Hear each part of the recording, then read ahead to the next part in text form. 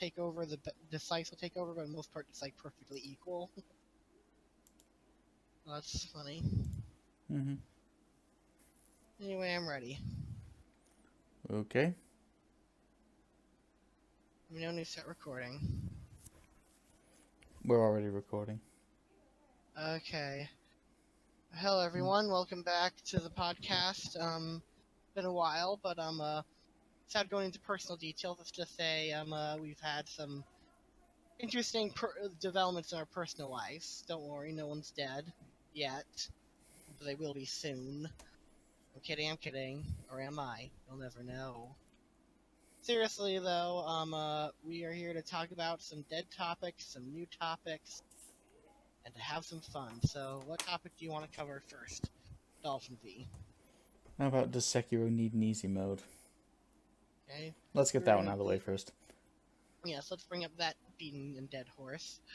That the internet doesn't care about anymore, but we do. I hear this thing. I actually agree with the game journalist partially here, in the sense that don't click off the video. Hear me out. In the sense that yes, I think we should do more to help disabled gamers into gaming. But just slapping on an easy mode isn't going to solve anything. It's actually kind of insulting, in my opinion, to disabled gamers. That, oh, that's all they need, and whatnot.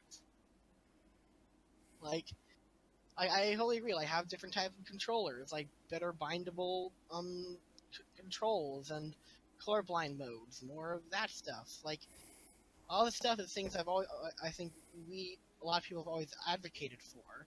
Could it use more attention? Maybe, but it's like, I don't know. I feel like people using the disabled gamer argument are, I don't know, just kind of.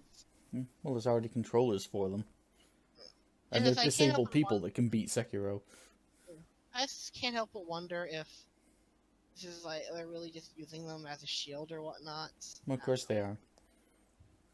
But yeah, but I can't. What I'm saying is I can't speak for every single one out there. And whatnot. There's a lot of people advocating it. You But don't like, have to speak for every single one out there. You can speak generally. Most of them are doing that. just the impression I get, and it's just it annoys me because it's like a lot of people like it seems like weirdly a lot of them agree with me. Like a lot of people will say, yeah, but and not everyone is disabled in the same way, and I'm like, yes, I agree. Not everyone is disabled in the same way, and that's why just having a flat out adding a flat out easy mode isn't going to fix really anything, you know. Mm-hmm. Especially since the game isn't that challenging when you get down to it. Yeah. I mean, I used to think the Guardian Ape was a challenging boss. No, it's not so bad. Anyway, Yeah, it's like most From Software games. Once you figured out the boss's trick, it's like, dear God, why did I ever think this guy was hard? so I guess that's it. What should we talk about? Sorry. Well, since we're already discussing should a game be hard, how about Kingdom Hearts 3 Critical Mode? Sure, let's talk about that. Yeah, the Prepare to Die mode, as we call it. So this is an in-depth review of me. I'm just gonna give my brief thoughts of the hour or so I had to play around with it. And it's kind of interesting so far. Like I said, it's only been an hour, so I haven't really had a time to, really experiment and really delve into it. But like so far, like it's encouraged me to use magic more and to like be more on guard and whatnot. So that's already an improvement and whatnot. Mm-hmm. And like I've almost never used magic when I played Kingdom Hearts 3 on proud mode, but in critical mode, almost forgot it for a second. I've already used it a lot more than I did the entire game the first time. Yeah. So yeah, there's that. What about you? Do you have any thoughts or? I'm glad it's there. Okay. Yeah, far more of a challenge, more of an accomplishment. Yeah. I just hope, like I said, I haven't had as much time to play around with it as I would like. So I just wonder. I just hope it's properly balanced and isn't like hard and unfair way. Mm-hmm. But we'll have to wait. Well, I'll have to wait and see. And listen to Well, I'm reviews. sure by this point there's already people who've beaten critical mode on level 1, so yeah, I'm sure it's fair. Well, I'm sure that because people have done that doesn't mean it's necessarily fair. Some people are able to, like, hack games so they have infinite health. Doesn't mean that's necessarily fair. Well, no, often it's a fair game. I mean, there's people that can, beat Dark Souls in their underwear? Why is that? Why is that impressive? Oh, I see.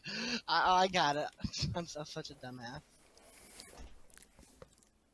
Anyway, um, speaking of video games, what was I gonna say? Oh yeah, speaking of like video games and horrible stuff, did we talk about the Sonic stuff already, or? I think Oh, we did. that awful trailer.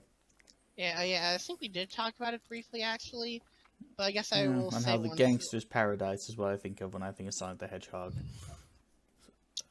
One thing I want to say is that I think it's cool that, like, I don't know, that they're actually fixing the design and whatnot, Mm-hmm. and listening to fan feedback. However, like, a couple things. One, how are they going to completely change it in 6 months? Two, how much are the animators going to be overworked? Because I can only imagine the animators are overworked and in hell already, so have more fun animators. It's all part of working in entertainment. Yeah, but like animation is like particularly a hard industry to work in because like I can't get Come into it on, you right know now. what you're signing up for when you get into animation, Papa G. Well, it doesn't make it fair. It doesn't make it like good. It's like people know what they're signing up for when they when they agree to like people know what they're signing up for when they're like, I want to get stabbed in the knee. Doesn't make the stabbing in the knee any less painful. Well, why did they agree to get stabbed in the knee? For $100. They want money, and like the only way they get money is to have people stab them in the knee. So it's like, yeah, we need the money, but it's like it's still a shitty job. Not, I know it's in the best what's it called metaphor, but I think you see what I'm getting at. Okay, for a better metaphor, how about people know what they're getting into when they join the military? Okay, fair enough. It's what like, I'm you trying can to complain the military is hard, it's unfair. It's like, dude, you knew what you were getting into when you signed up. Don't bitch. to be fair, not everyone does know what they're getting into. Well, you joined the military. What do you think you were going to be doing? I don't know. Maybe they thought they were Backbreaking just hard gonna be, work and probably killing people on command. maybe That's they what you maybe they do. thought maybe they thought they were gonna be like the janitors or whatnot, or I mean, it's like, you joined that. I have no sympathy for you. so do you have sympathy for animators, or do you also have no sympathy for them? I have a bit more sympathy for them when they have hard jobs, and in the same breath, they did know what they're getting into. Okay. I mean, Yeah. you do, to be an animator, you have to have tons of practice and tons of career experience. Come on, you can't tell me you did not know what you're getting into when you chose that industry. But anyway, on to my main point I want to say, and that is that, like, as cool as it is and whatnot, that Listen to Fan Review are going to change it, I kind of don't think it will really improve anything, the Sonic redesign. Because, I don't know, like, ignoring the Sonic redesign, the trailer makes the movie look kind of fundamentally broken. So, like, I By highly the fact doubt, like, Sonic kills babies, is that one? there's that, but, like, there's also the fact that it just looks like a bad movie, which is a bigger sin in my opinion. And it's just like, Well, who knows? I mean, I've seen terrible trailers, but a good movie before. I guess, yeah. I mean, the recent It movie. I mean, I thought the trailer was horrible and laughable, but I enjoyed the movie. Yeah, I thought the trailer was pretty laughable too, but it was pretty good. At least alright. I mean, it's rare that the trailer is crap, but the movie's good, but it does happen. Don't say it's necessarily rare, because, I don't know, most trailers are kind of irritating to me. Well, the whole point of a trailer is, here's the best scenes of the movie that tell you what it's about, but doesn't give too much away. That's the point of a trailer. It's supposed to sell you on the movie. Yeah, but the trailers are never that. They're mostly stuff that is out of context. Well, Like, yeah, like here's the the whole thing. point Here's of the a thing. trailer is to sell you on the movie. It's not to tell you absolutely everything. Fair enough. Yeah, so it should be But the it's like what best scenes. I'm trying to say is like trailers become a little more irritating once you notice like the science behind the trailers, where it's like why do they show this scene or that scene or whatnot, or now while we're on trailers, I have a question. Why do they have these weird things now where they like have pre-scenes before the trailers? Like for example, for the Sonic the Hedgehog trailer, there was like the Sonic the Hedgehog trailer starting now. It's like, did we really need that? Or like Let's say it was coming up. And probably hype you up for it. I guess, but it's like if I clicked on, I think most people saw the Sonic video trailer through YouTube. They saw Sonic the Hedgehog trailer, and it's like, did they really need another sign to say, hey, the Sonic the Hedgehog trailer starting now? It's like I clicked on the Sonic the Hedgehog trailer, but well, I'm glad that alerted me. Otherwise, I would have started playing porno or some shit. No, there's not a lot of that on YouTube. That's a bad example. It's like, I don't know. But anyway, what was I gonna say? It's the thing. The problem with Sonic is I don't think Sonic is inherently bad or anything. I just think a lot of people in charge of Sonic either fundamentally don't understand Sonic's appeal or are just like the bad at mishandling a brand ever. I'd rather they made an animated Sonic Boom movie, but I guess that's not going to happen at the moment. I mean, Sonic Boom, that was a good show. I've only seen clips of it, but from what I saw, it's pretty funny. It's on YouTube, you can find it. Well, yeah, like I said, I saw bits and pieces of it. It's like pretty funny for what I saw of it. So I guess speaking of possible bad adaptations, do you want to talk about the Watchmen trailer? Oh lord, that one. All I say is tick tock, until this trailer becomes a steaming pile of shit. So, like, as like, someone, what the hell have you done to the Watchmen? As someone who's personally not read Watchmen before, what's necessarily wrong with it other than the weird TikTok part? Not much. I mean, the main character, Rorschach, is there, and he's there. Why are all these people dressing like Rorschach? And wait, where's all the other characters? Where's Night Owl? Where's Silk Spectre? I mean, where's Ozymandias? Where are all these other characters that we know? Is Dr. Manhattan going to show up at any point? Why isn't he here? At least we know, Alan Moore already hates and it. And what's the danger to the world? I mean, the Cold War is over. I mean, that's one of the things that's... You can't exactly put the Watchmen story in a different point in time. Because it doesn't work without the Cold War. What was I gonna say? Oh, yeah. Maybe it's a sequel to the Watchmen movie? I don't know.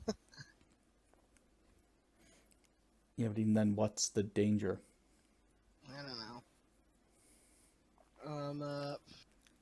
What was I gonna say? At least we know Alan Moore will definitely hate it, since he hates all adaptations of his work. At least the movie stayed somewhat true to the comic.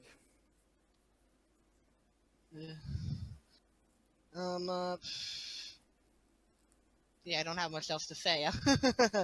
I really should read Other than Watchmen. TikTok. Why are they saying TikTok? Do you know why, or is it just some weird stuff that Well, from what I would guess, from what I know of the Watchmen, the actual Watchmen, because the actual Watchmen takes place in the 80s during the Cold War, where any moment nuclear Armageddon could come. So there was this watchdog group of nuclear scientists that moved the clock to 5 minutes up till midnight, where we could have destruction by nuclear war. So at any moment, nuclear Armageddon could happen. So a lot of people turn to crime. It's like, well, I might not be alive 5 minutes from now or tomorrow. So why have hope? TikTok. I'm guessing that's why. Maybe it does take place in the 80s, but for some reason everywhere... Which I guess makes sense. I mean, the actual New York in the 1980s was a place you really didn't want to live. There are places of the city where you were risking your life just walking through it. Was that bad? Is there anything else you have to say about Watchmen, or should we move on? Dr. Manhattan, please come back and destroy this horrible sequel. Don't let it happen. Or this remake, whatever it is. Anyway, what's some of our other topics we said we were going to talk about? Was it? Well, now I've crossed those two off the list. It was Watchmen trailer. Why?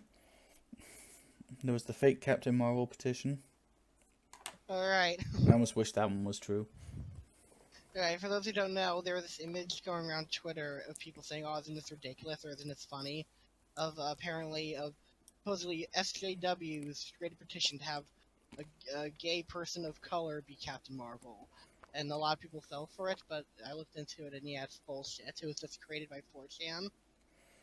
What I don't get is, like, why does 4chan, like, I don't entirely get 4chan to a degree in terms of their schemes where they try to convince people certain things are real, like the okay meme. Like, they try to convince people that, hey, a bunch of racists like to use okay memes. So, like, and they succeeded. Like, the okay sign. That's why they do it. I know, but it's like, so in order to do that, we're gonna act like racists, and what do? So they make people think that the okay sign is racist, and I just like, what do you gain out of that? All you're doing is amusement. That's why. They'll prove the mainstream media is so stupid, so reactionary, so easy to fool that we could say anything is a white racist power symbol, and they'll fall for it. Okay. I mean, it's why they said Pepe was a racist thing. Fair enough. And it seems to be now the true, but the same thing can be true for the reactionary side of Twitter and stuff. Because a lot of people on Twitter, a lot of people who I thought were smarter than that, actually fell for the whole petition for Captain Marvel to be a woman of color. Because it's a very believable thing to happen, that's why. Well, that's because the SJWs have gotten so crazy, this is a very believable thing they would do. Why do you wish it was real, though, then? Because I don't like Brie Larson. Okay. What do you have against Brie Larson, personally, other than the white man? No, I think it would be very good poetic justice for her to be kicked out for her own racial politics. Found one interesting video that sort of talks about the bullshit Brie Larson says, while also, like, kind of giving her the benefit of... Well, not giving her the benefit of... Did you see that Captain Marvel video I sent you? No, I don't think I did. Well, okay, on that, what she's trying to say, well, look, am I saying I hate white guys? No, I mean, listen to my tonality, I totally mean it. No, I don't. I mean, I'm advocating policies that would kick some of them out of events for no other reason than their color, but I'm not racist. Well, I mean, even if she truly thinks she isn't racist, I mean, that's like me saying I don't hate black people while I'm standing in front of a burning cross. I mean, it might be true, but it's kind of hard to believe it in that context. Like, anyway, the thing is, like, the video I saw was a really good video, and it talks about the perspectives from both sides, and, like, how it sort of mentioned, like, I can see how people are, like, from sort of the perspective that maybe Brie Larson is intentionally trying to say this, blah, blah, blah, but it's still, like, she's saying this stuff that's kind of sounds racist, and if you replace white man for something else, it would sound even more racist, blah, blah, blah. Point is, it was a good video talking about, like, how, like, you know, I can see where both sides are coming, and we're all being ridiculous, and let's all just stop talking about cut and whatnot. It's a really good video. You should watch it. Yeah. Does it sound good? Or... Apparently she wasn't all that useful in Endgame anyway, so it's fine. And does the video sound interesting at all, or does it sound boring? Right. What? It sounds interesting. I'll see what it is.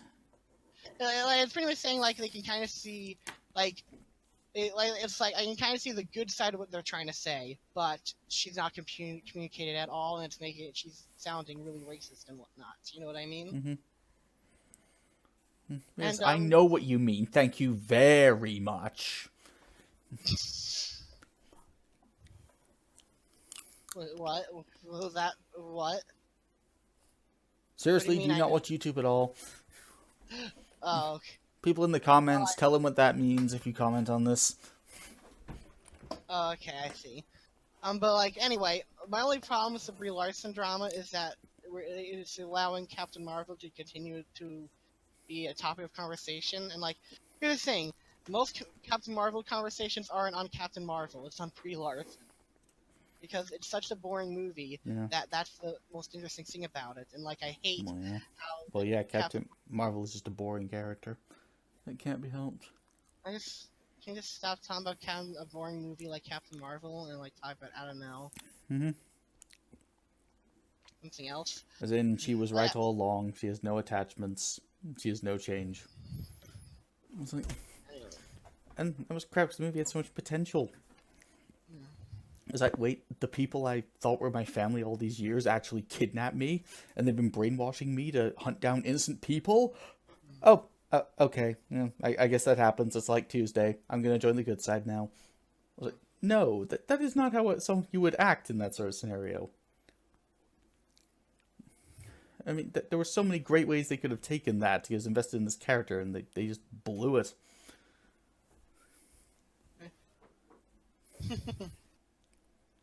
That is a good point. Has Captain Marvel been interested in any incarnation or comic book or whatnot? Her comic books keep getting canceled due to low sales. Okay, but like what I'm saying is, has any incarnation been like relatively interesting or whatnot? I think at one point she was more of an interesting character near her inception. I mean, she was never really the face of Marvel, but she was a lot more interesting back then. Then she just got flat. And Marvel, for whatever reason, Marvel Comics, they went on this crusade to make her the face of Marvel, whether you liked it or not. Wasn't there a character you said that was like an alien and was called Captain Marvel, but people called it Marvel because Yeah, the original one. oh, that was the original one. Yeah. Okay. Carol Danvers came along and took that name. So, what do you want? What should we talk about next? We're going down the list. Let's talk about something a bit more nice this time. Yakuza 2 remake coming to PC. Tell us all about that game. Try to sell us on it. Well, personally, I would recommend playing Yakuza 0 or Kiwami personally because I think those are overall better games than it. But well, Kiwami 2 is also a pretty a well-made game. It's done on a newer engine, which is called the Dragon Engine. It's the newer engine that the studio is going to be using going forward, and it's pretty cool, really nice. How else can I sell it on it? It's just, let me think.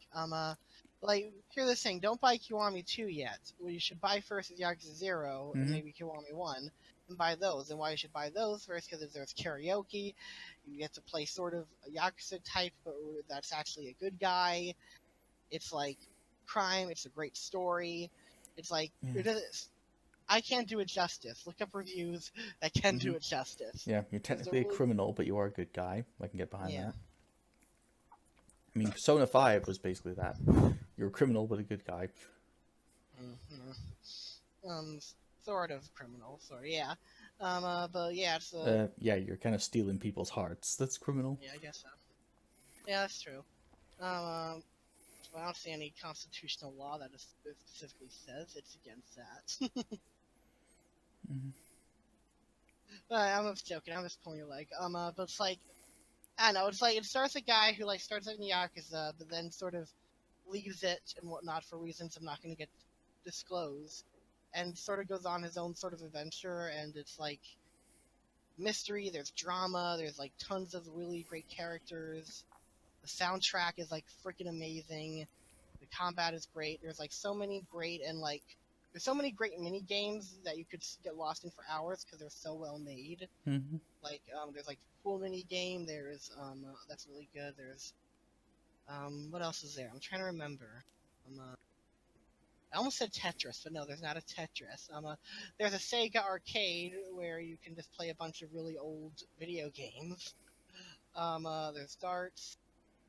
There's dancing, there's bowling, there's a whole crap ton of really great mini games that are so like I said earlier, they're so well integrated. They're so well thought out and mechanically sound that they themselves could be their own games. Mm-hmm. And they're just great, and you should play it. I got you, Yakuza 0. You better play it one day, you bastard. I will. Yeah, and then after those games, then maybe try Kiwami 2. The only problem with Kiwami 2 is that it's not a bad remake, but like it could be better. There's a lot of things that kind of screws up in a way. Mm-hmm. Not really screws up, but like it's like there's some tracks that are removed that were really great from the original game. There's this whole area that was actually removed from the game for some reason, and like a bunch of other things that kind of aren't the best. They removed a bunch of stuff that I felt were really unnecessary and kind of made certain scenes worse. Mm-hmm. They do add some things to compensate for that. You know.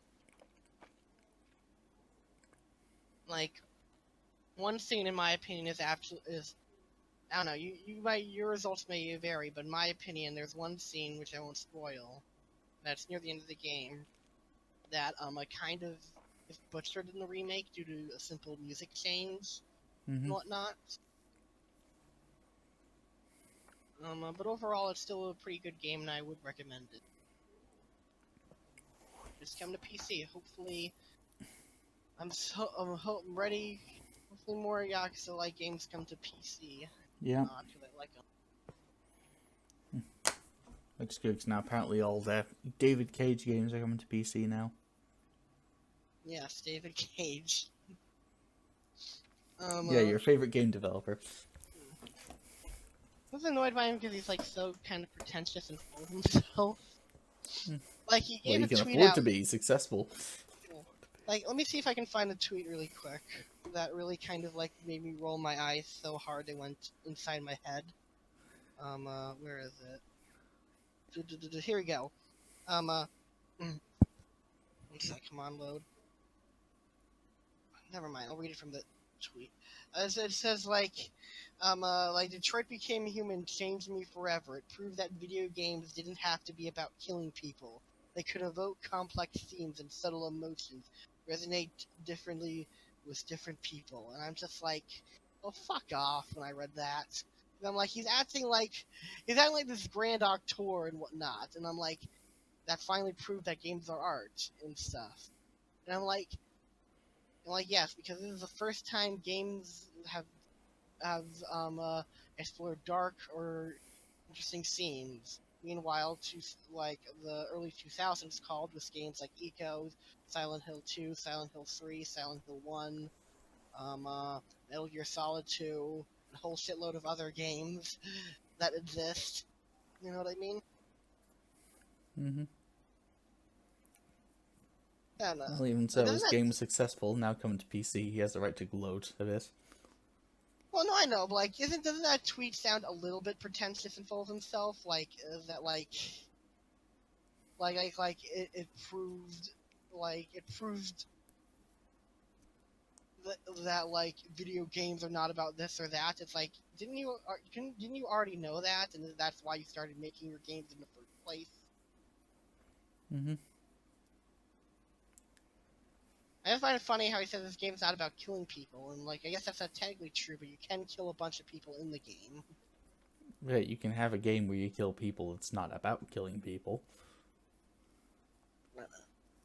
I guess I'm just like annoyed at David Cage because it's more so like he has such this like some of the ego I guess deserved because his games are successful, but he has such ego that he's like this auteur that's changing the gaming industry and is so. Right, he's such great scripts and whatnot, when most of his games are at best mediocre, and at worst, like dog shit. Mm-hmm. Like, I'm not saying they can't be fun, but it's like... There must be something to them, because they're really successful and good selling.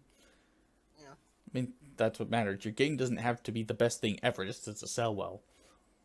Well, sure, Indigo Prophecy sold well. I mean, that's just business for you.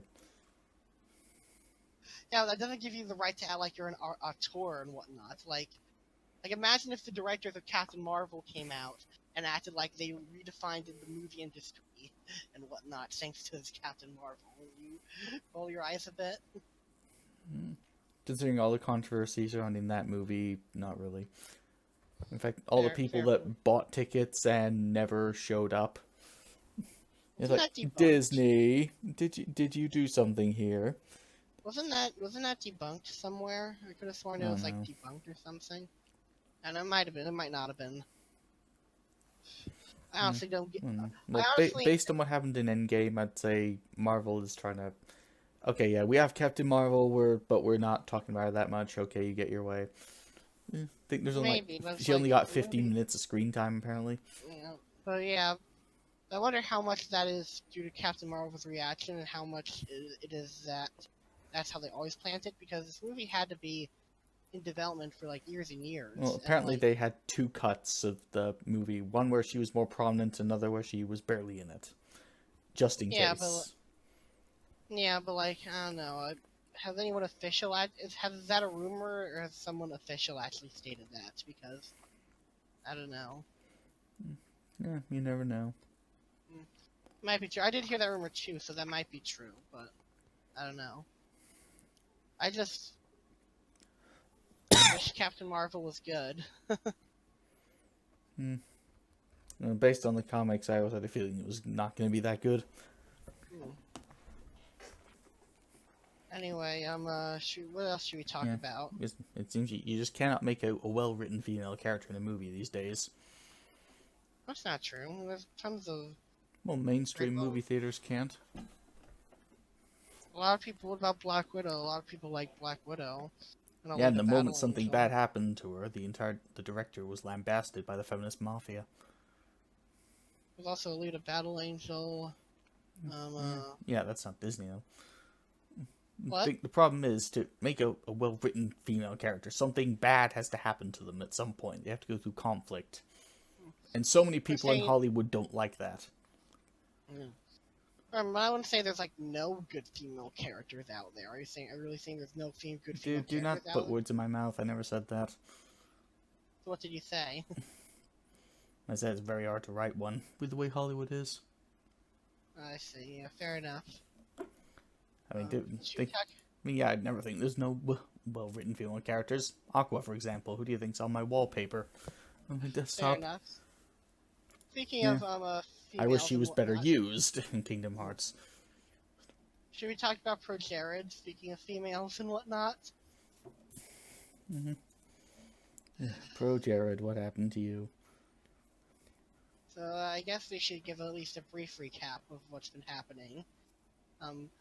I actually found out not long when it like very first happened, because like I was up at the time and on Twitter, and like I was like there when at ground, like I was there like an hour or two after the thing blew up.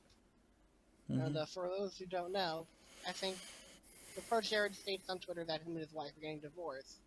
Then his wife comes out saying like how he cheated on her and whatnot, like, and how he's an asshole, blah blah blah. And then it comes out that apparently send nudes to underage fans and other stuff, and he was kind of being creepy.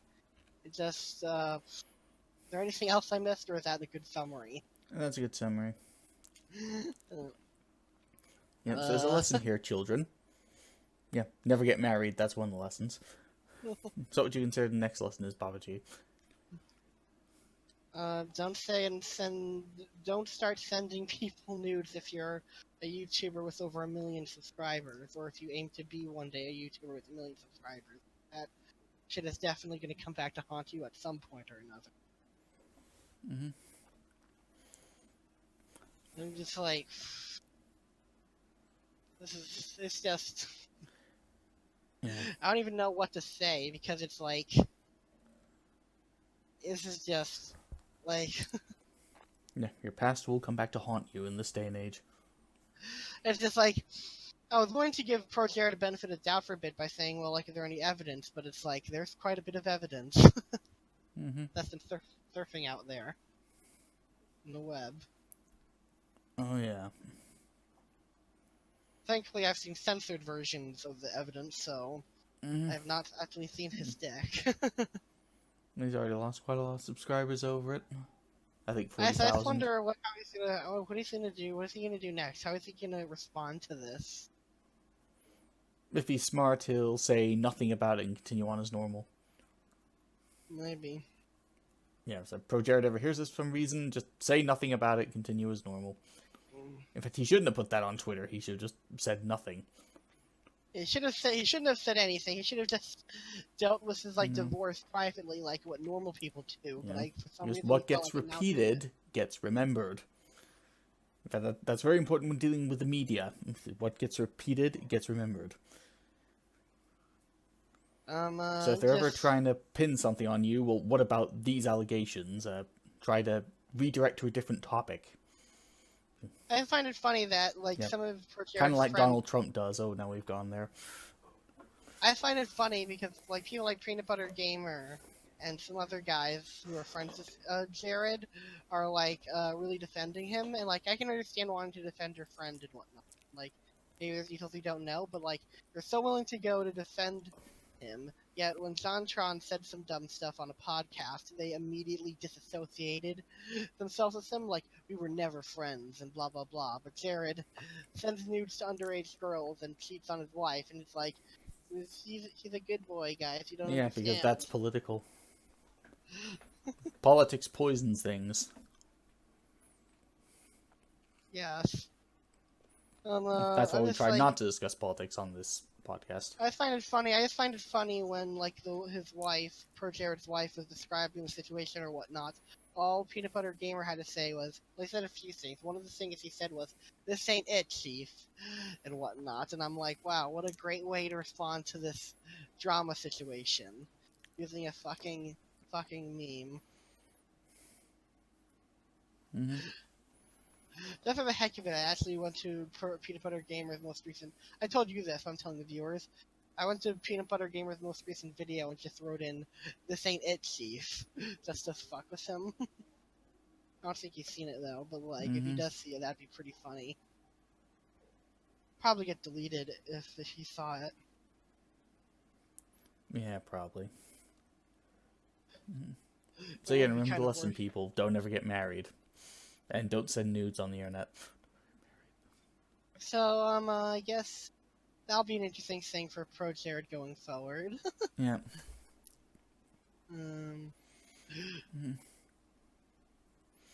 I don't know. Maybe he'll pick the mundane Matt strategy and just not mention it. Well, even mundane Matt eventually apologized publicly. So... That is saying, if he just ignores it, he'll probably have a bunch of people spamming in his comments talking about the drama, even in videos that are unrelated to it. So what he's gonna do then? He's gonna have to apologize or address it at some point because this is blowing up hugely in his face. I'd say, okay, if you have to apologize, say, yeah, I'm sorry I did it, and now look what this other awful person did. Can you believe this? This is awful. No, never repeat exactly what you're sorry for. Just say, sorry you did it. It's harder for people to attack you then. Well, here's the thing.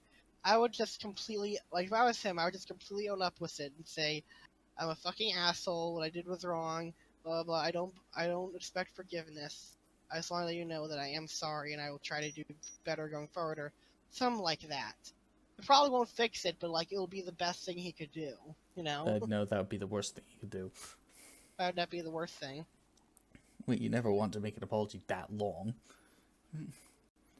If you do that, then you've already admitted, yes, I did something wrong and it was horrible, and I have to prove myself to you. You don't want to do that. Well, we already know he did something wrong because we have overwhelming evidence that he did something wrong. When you apologize, make it brief. It's like, you've heard the recent allegations. I am sorry. Now let's talk about this other horrible thing somebody else did. There. Well, you can't do that because then people will immediately... Don't say exactly what it was you did. Just point at somebody else.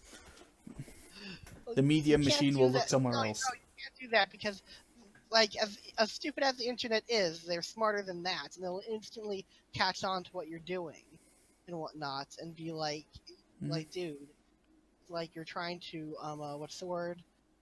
Deflect and whatnot. So, what I'm trying to say is situations where there's not enough evidence to convict, then yeah, be vague, be quick, or ignore it or whatnot. But in situations where you have so much overwhelming evidence that to deny it would be like the most stupidest thing ever, you just have to be like, what I did was wrong, I'm sorry, blah blah blah, I'll do better going forward. It could be quick, it could be long, it could be whatever, but you have to like address it head on and like I don't know, like maybe give it a couple months or whatnot, and then get back in the saddle. Mm. But you have to like publicly say somewhere that what I did was wrong, and like I have, even if you don't mean that you're sorry, just say like what I did was wrong, and I said something blah blah blah. So at least like that will at least calm down some people from like attacking him and whatnot, you know. Mm. Then again, this is just Yeah, me it wouldn't. talking. Yeah, no. I think he's fucked either way.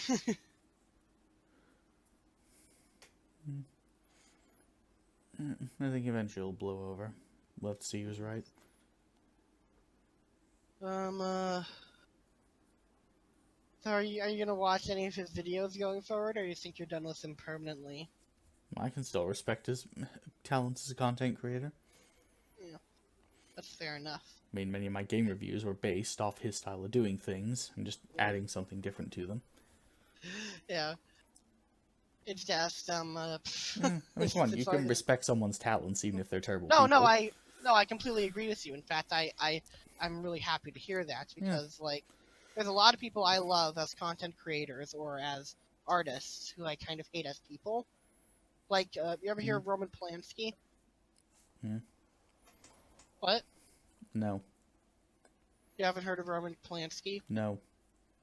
Long story short, he directed a lot of amazing movies like Rosemary's Baby and whatnot, and he is also an awful dickhead who actually had I think it's statutory rape with a minor, and left the country in order to avoid getting prosecuted. So he's a fucking awful human being, but some of his movies are like some of the best out there. Exactly. Yeah, you can always respect someone for their talents, even if you absolutely loathe them as a person. Yeah.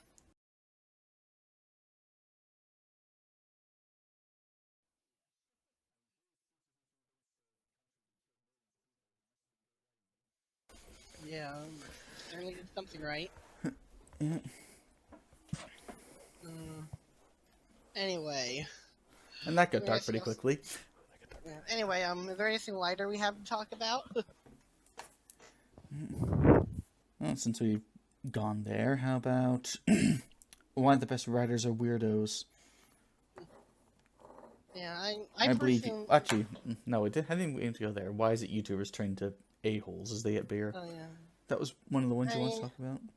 I think it's a couple things. One thing can be that, like, they were always assholes, they're just good at hiding it. Other times, it's like, maybe the ego goes to their head or something. Or, like, the fame or whatnot. Other times it's just because we can't have good things, I don't know. But it feels like every other day a big YouTuber gets involved in drama nowadays when it used to be, or at least it feels like it used to be just once in a blue moon. What can be with the viewers, when we ask, well, why did I not see this? The worst part is, we cannot tell the difference between niceness and kindness. Yeah. Like, Projared seemed like a nice guy, and maybe he's still somehow a nice guy. That's why this horrible thing happened, because he was nice, not kind. Yeah. I mean, for those who don't know the difference, here it is. When you're nice, you are doing what you believe is socially acceptable that will get you goodwill.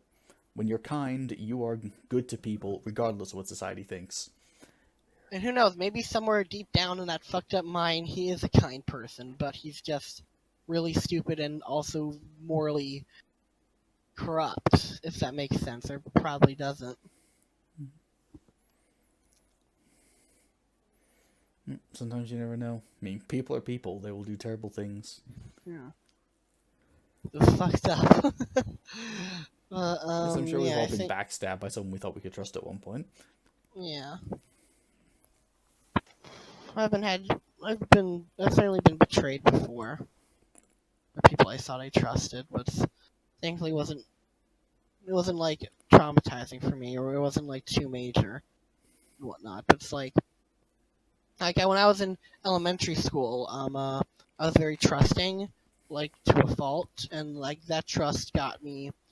Like people took advantage of that trust and hurt me, and like it wasn't like in terms of bullying, like when you compare it to a lot of other people, I had it pretty easy, but it was still like kind of shitty for me personally because it's like I had my trust taken advantage of constantly, and people screwed with me, and eventually got to the point where I was stopped being I became a lot less trusting, or didn't associate with certain people because they couldn't be trusted anymore.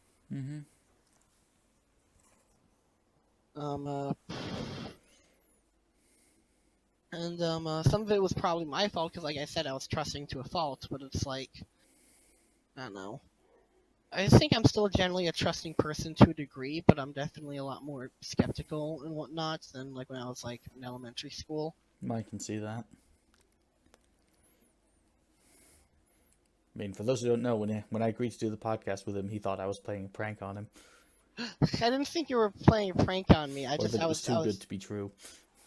I was skeptical. I was just like I was very on edge and whatnot, and like skeptical on one thing. And I said to him, "I'm sorry if I seem very skeptical or on edge. I just well, yeah, it seemed too good to be true."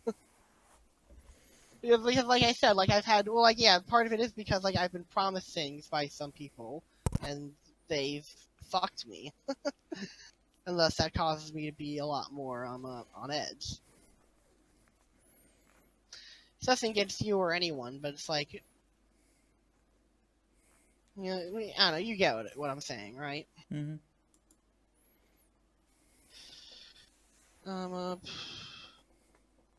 Anyway, something more. I think, what else could I mention?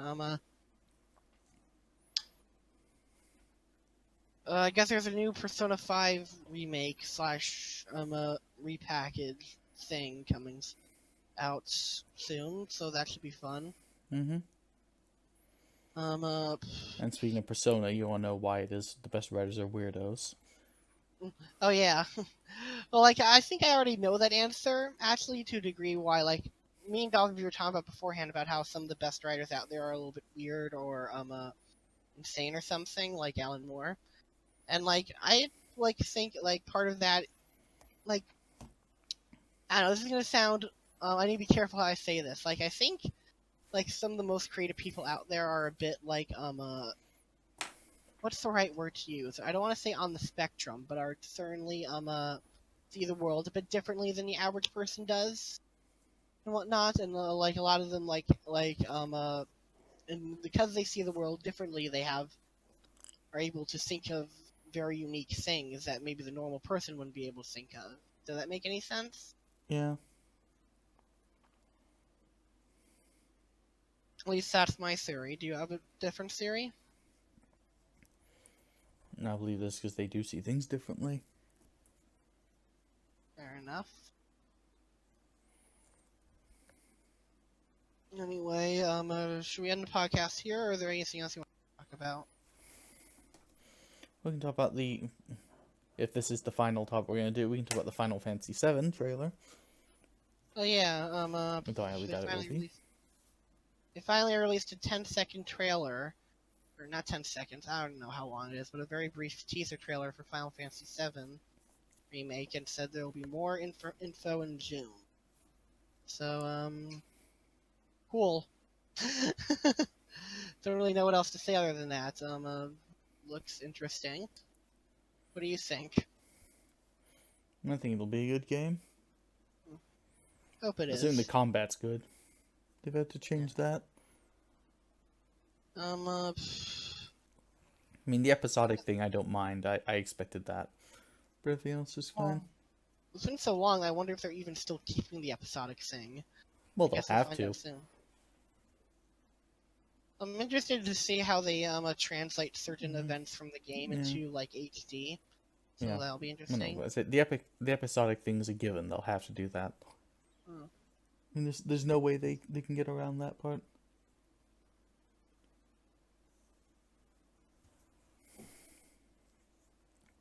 Yeah. Thanks for I the mean, deep down, Final Fantasy VII Remake has been sort of their trump card for years, as in if they're ever worried or if things ever get too bad, they can always bust that out. I'm not saying like they are in a bad situation or whatnot, I'm just saying that's what I've always thought. hmm Well, I hope Tifa looks good. I'm worried they're gonna get rid of her boobs. yeah, they want to know what's good for them. Yeah, but they might be like, we're going for a realistic take and whatnot, and thus we need to make the characters look realistic and whatnot, you know? Mm. Like, dude, think of the world we're in. Don't do that. Also, I know this is can I state a controversial opinion really quick involving FF7?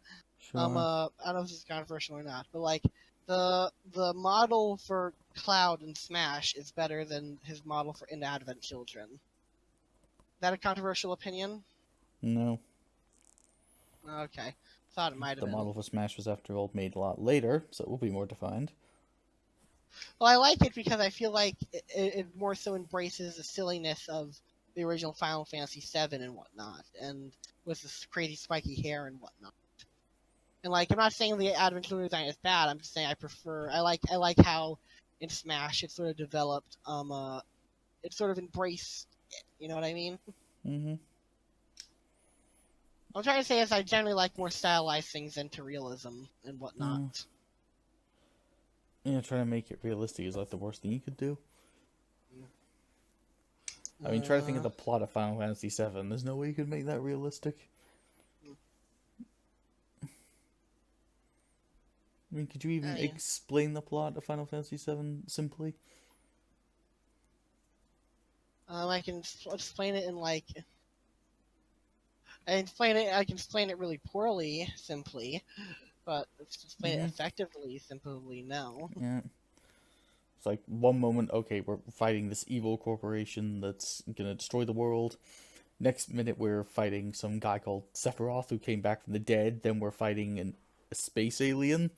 Then we're fighting the space alien's clones. Wait, now I'm a clone. Wait, and now we're falling into the live stream. Wait, what's going on here? Good game though. Yeah, it is. I mean, there's a reason it's lasted so long as a story. I would say Final Fantasy X was a little more simple when it came to understanding it, and that's saying something, seeing how weird 10 is. You get down to it. I hope it'll be a really and great on that, game. since I described 10, there's something I saw on the Reddit lately. You know, the source of all wisdom, Reddit. Yeah, what's that? It was this apparently mocking these people who say we need to get politics out of video games. And pointing out all these stories that have political elements into it, like The Witcher 3. Who were you mocking, or who was mocking who? No, this was supposed to be a post mocking the gamers to say get politics out of games. Okay, clear that they don't understand what that means. So fine, here's your chance to give it 2 cents on it. You know, say to the source of all wisdom, Reddit, why it's wrong. I like them for me to say to the Reddit why it's wrong to get video game politics out of video games. Well, no, it's that they don't understand why people say that. Okay. I mean, that entire post pretty much guarantees they'd have no idea what they're responding to. I see what you're saying. Yeah, I mean, could you stuff that straw man any more full of straw? Well, to be fair, I mean, though, come on, give him a break. He's getting too fat over here. Problem is, there are people, like, I have seen some people who are like some people out there who are like, they want games to be just escapism and whatnot, and not have challenging stuff, and yet still claim games are art. And I'm like, how can you claim games are art while also saying it should be just escapism, you know? Because, like, some of the greatest pieces of art, like, I would argue some of the greatest pieces of art out there are very anti-escapism, in the sense that they try to confront hard truths and whatnot. At least in my opinion. Do you disagree? I don't know. How you look at art's so subjective. Yeah. I mean, Um, Dragon's Lair is seen as art. it's like I don't know. It's like I care less of the politics and the behind it, and more so for the quality and whatnot. And like, Mm-hmm. I do think it's interesting to analyze a piece of work and say this is what it's trying to say, blah blah blah. And you can disagree with the message, but you can still praise the way it's implemented and whatnot. Yeah, Like, as I did my video, should politics be in gaming? yeah, exactly. I really liked that video. Mm-hmm. Uh, Yeah, I mean, Final I Fantasy X really, is a feminist story. You can imagine how much hard it was for me to say that. I like I guess a good example of this is like I really love the old Twilight Zone and whatnot, Mm-hmm. and like I'm a big fan of like how it was able to almost seamlessly integrate political satire or discussions within entertaining stories and whatnot. And like the new Twilight Zone, I haven't seen much of it, but like reading the descriptions of the episodes and like reading about what happens in them, it sounds like there's definitely stuff to chew on politically or like comments on our culture, but it's like the episodes themselves sound kind of bad or heavy-handed or just boring, you know. Mm-hmm. Doesn't help that the one episode that I saw was kind of bad. Yeah. I know that was my excuse to that was my excuse to rant on the new Twilight Zone, even though I've barely seen it. Yeah, we all need an excuse to do that at some point. So I would say in politics and games, if political elements are part of the story and they actually enhance it and the story doesn't make sense without it, I'm fine with it. When it's very obviously shoehorned in, it's not okay. Yeah. It really takes away.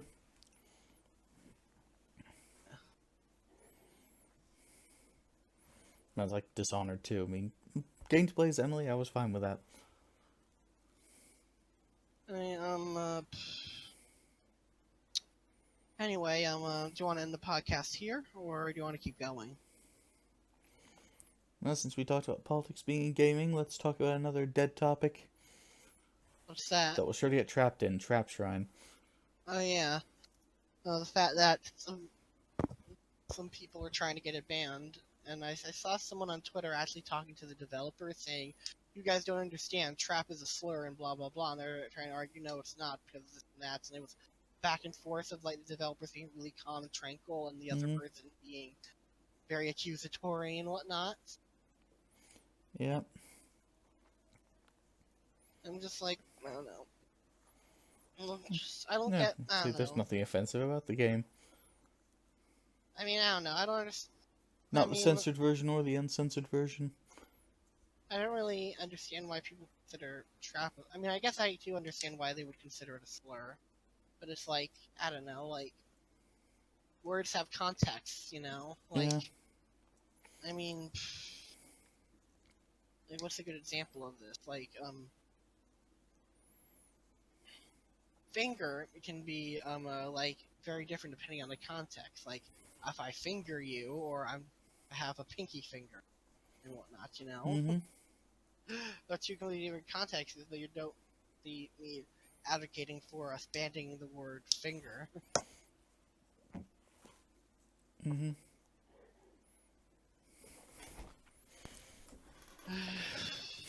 Mm-hmm. I would say at this point, games like that have actually helped trans people get more acceptance than before. Certainly more acceptance than a bunch of pink-haired weirdos with body piercings screaming that you must respect their gender. Probably. Maybe. Yeah. I mean, when you can joke about it, you can have games about it, you're more likely to accept it. I mean, would you agree with that? Yeah, I think I'd agree with that. I just wonder,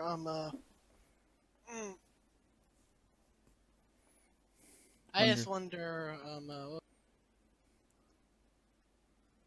don't know what I wonder.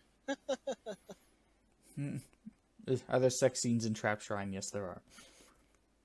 Okay, I see it now. Yeah.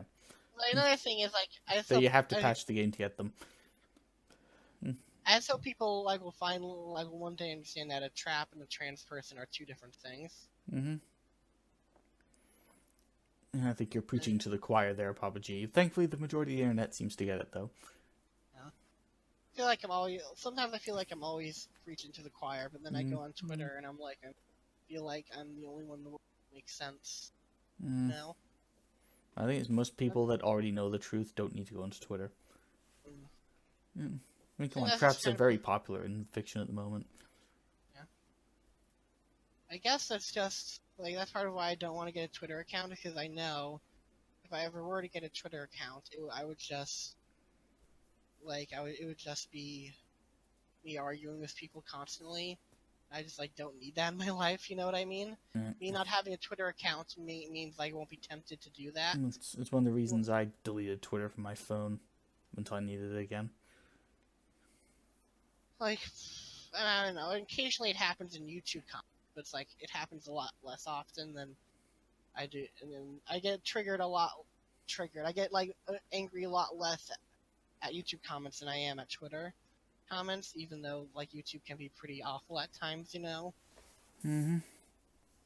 Which do you think has a lower which comment section has a lower IQ? Do you the YouTube comment section or the Twitter Twitter? Twitter. Fair enough. YouTube comments are for life. You can find them. Twitter, they can go by a lot more quickly. So Twitter, the way it's designed, it encourages impulsive actions. Yeah. Both have pretty low IQs at time though. Sometimes I'm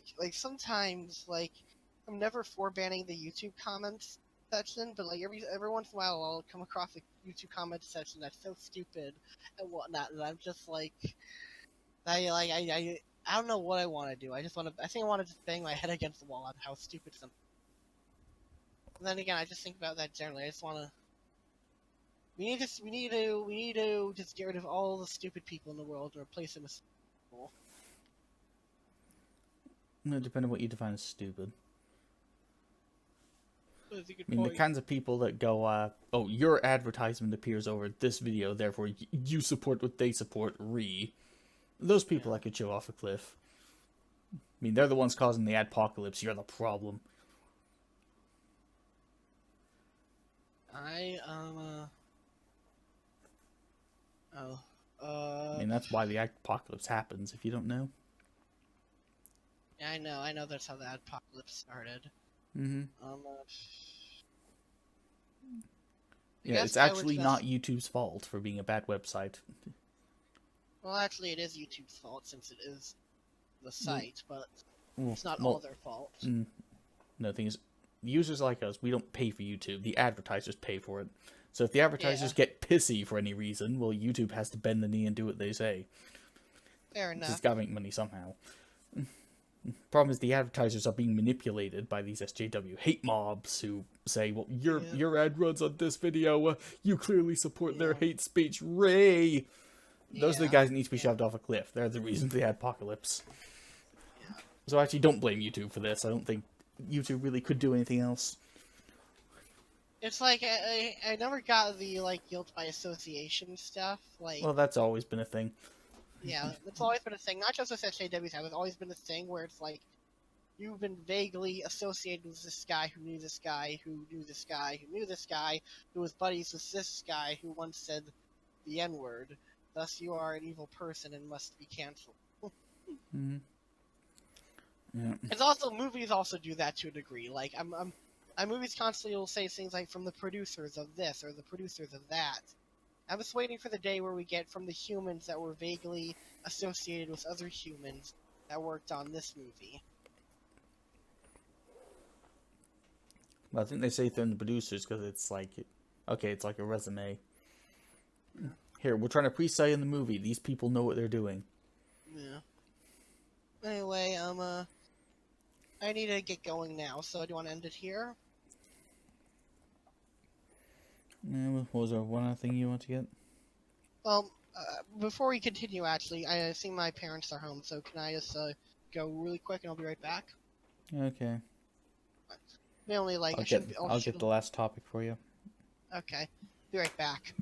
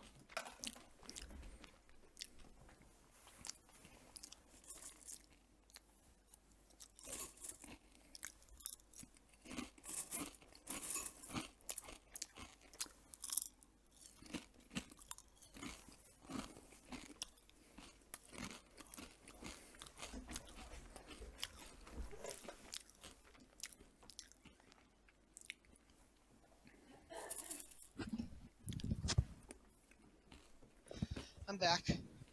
Hey, You know what I realized walking up here? This may sound random, but I realized that like the genre, like what is it about like vigilante stories that are so kind of appealing? hmm? Like, what do Yeah, you could think? What you do you think? say the question again? What do you think it is about vigilante stories that are appealing to a lot of people? Like Persona 5 and whatnot. Like, 'cause I was thinking the other day, like, there's something really appealing about thinking about vigilante like stories and like why are they so appealing? Is it because like we vicariously get enjoyment through it, or I don't know. This is too Well, deep one, for less one. bureaucracy, It's true. and two, well, this is what a vigilante is when you get down to it. They are a slap in the face to the justice system, To be fair, a lot of which media is very probably. inefficient. To be fair, a lot of times the media probably glorifies it and whatnot because like there are problems where vigilantes can hurt innocent people, but it's like Yeah, so is the legal system. In fact, the that's legal true. system arguably hurts innocent people a lot more.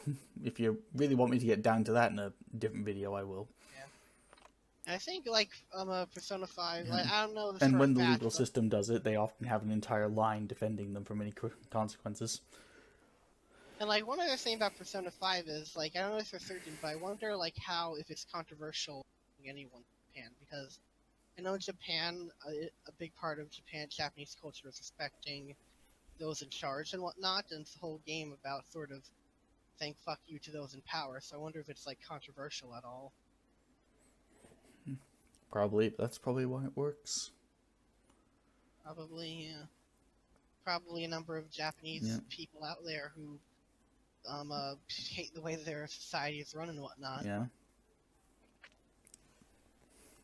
Also fucked up how in Japan like there's like an obscene I can't remember the exact number, but there's like an obscene conviction rate versus like innocence rate in some reason, and that's like kind of screwed up when you think about it. Mm-hmm. But yeah, that's something people need to remember. Japan is not like necessarily like maybe I like a lot of stuff from Japan, but Japan, like any other country, is a place with humans and has flaws and whatnot. Yeah. Eh. I guess that's one of the reasons why we like vigilante stories. We like to say we're ruled by a justice system, we have the law. Well, the justice system is run by humans, who are all self-interested, absolute bastards. Meanwhile, we're humans that are not self-interested bastards. No, I right? am. I fully admit I am. Justice system is very easily corruptible. There's tons of inefficiencies. There's tons of incredibly evil people that use it for their own purposes. I guess And the that's police just do something. nothing to them. So the I guess vigilantes, their entire existence is to be a slap in the face to law enforcement and the justice system. It's saying, these people exist, you do nothing about them, so we will, whether you want us to or not. I guess to some degree it is sort of like it goes back to the classic David versus Goliath sort of story of you fighting against the system or a big unstoppable force and whatnot. Mm-hmm. Anyway, what's the final topic you want to talk about? Loot boxes. Oh yeah, loot boxes. The fact that apparently Congress is considering passing a bill that will ban loot boxes. This probably won't affect you much because I'm assuming it won't take effect in the UK. But either way, what do you feel about it? I'd rather they not do it. Yeah, I don't know. Yeah, it sounds to me. Because it's destroying consumer choice to do that, so I'd rather he not do it. Yeah, but at the same time, it's like I don't know. This doesn't sound weird, but in a way, like I feel like the game industry has almost brought it upon themselves because it's like I've been, or maybe not me vocally, but like a bunch of people have been saying for years, if we don't like regulate this shit better, we're gonna get government intervention, and they didn't listen, so this is happening. They should have listened sooner. Maybe people will listen better. Like I don't know what I'm trying to say. I think what I'm trying to say is like I feel mixed emotions on this. On one hand, it's like, yay, cool, bye loot box. On the other hand, it's like, I don't know if I'm comfortable with the government like getting involved in those stuff. Well, I don't. Especially like that's you actually said, one of it the good could, things I can say about EA is that they'll probably send their lobbyists there and say, "Yeah, no, you're not doing this." probably. Yeah, so I can actually say something about EA. The reason being Yeah. is I instinctively don't trust someone if they have authority over me. And I I've trust people when who I, want to have authority over me even less. yeah. I've when I was young, I used to think the Illuminati was a dumb conspiracy theory. Now I'm like, the Illuminati might be real. Mm-hmm. I'm mostly joking. Well, sort of. Um, uh, not a tinfoil hat wearing person, but like, I wouldn't be surprised if like there was stuff behind the scenes going on. The up more higher in power you go up, you know what I mean? I can fully believe that. Yeah, like we live in a. And by the way, I'm just tired. If I say tired, Mm-hmm. why? I No, this is, I'd say I don't want loot boxes to be regulated by government. yeah. That's the worst thing you can do. I don't want that either, but I think one thing that we do need is I think we as an industry need to get together and really talk. Well, I don't know if that's the number one thing we need to talk about, but like we need at a gaming industry we need to come together and really talk about some of our big problems we have. Some of them being crunch, others of it being loot boxes and all the other stuff that's going on. We really need to talk about how are we gonna like regulate this without government intervention or like Mm-hmm. fix this shit because like we've been talking about these problems for years and years, but like we don't really have a solution yet. Yeah. Oh, things are For always the record, changing. New solutions always come out. yeah, and for the record, I'm not pro government intervention. I'm just like No. I'm saying is like Good. hopefully I'm saying is hopefully these murmurs of it will spur people into finally getting their shit together. Now, Mm-hmm. Yeah. uh-huh. Hopefully, government intervention won't come. Yeah. Mm-hmm. Hopefully, EA will actually do something productive and stop it, but I don't know. As a way, I'll have to wait and see. Generally, this stuff takes a while, Mm-hmm. months to maybe even a year. Still find it. Speaking of stuff that take a while, this is off topic, right? But it just pops in my head talking about stuff that take a while. Like I'm surprised that like PUBG suddenly. I'm still surprised to this day that PUBG just suddenly out of nowhere dropped their lawsuit against Fortnite. Well, I guess I they knew mean, they just knew they couldn't win. I guess so. It just seems so weird to me because it really seemed like they were like dead set on not budging and doing it, and then suddenly it's out of the blue, poof, they gave it up. Mm-hmm. I remember thinking, well, like it's gonna be a while before you hear the end of this case because court cases take like a long time. But it ended up coming to an end much sooner than I thought. Mm-hmm.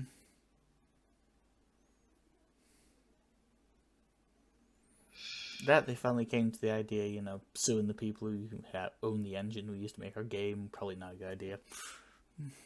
Anyway, it was great talking to you. Should we end here? Yeah.